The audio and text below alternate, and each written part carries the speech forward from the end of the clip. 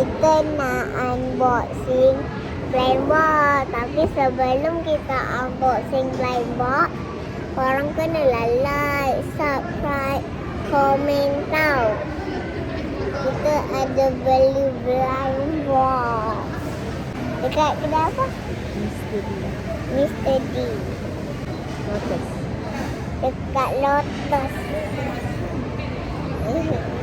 Ya, saya beli ni.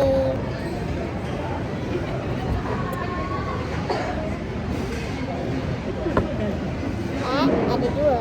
Satu kat sini pilihan dia. Satu kat sini. Pilih dulu.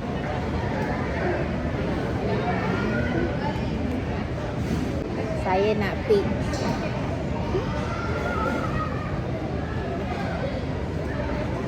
Saya nak Emma.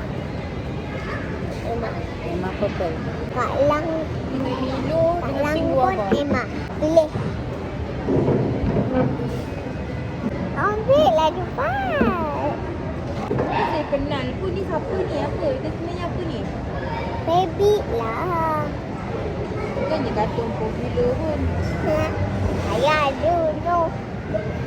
Anime. Nak Emma. Emma mana?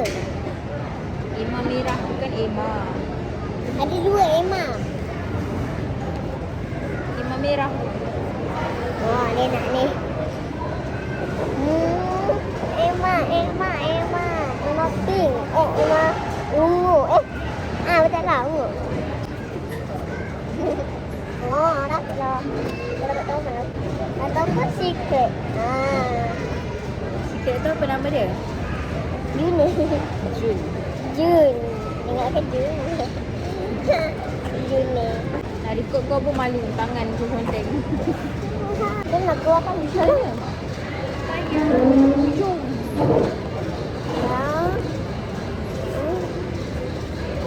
Saya rasa tak long betul ni.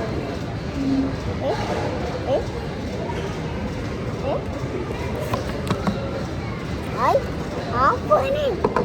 Ellie. Kau nak beli pakai apa? Ellie. Besarnya. Oh, dia macam boleh. Ellie. Kita dapat Ellie. Ini hitam aja hitam. Tahu Mela juga. Ellie. Cepat ni. Ini air. Tada. Tengok ke secret. Tengok kan awak punya ni. Tengok kan ni yang awak betul. Tak apalah, comel.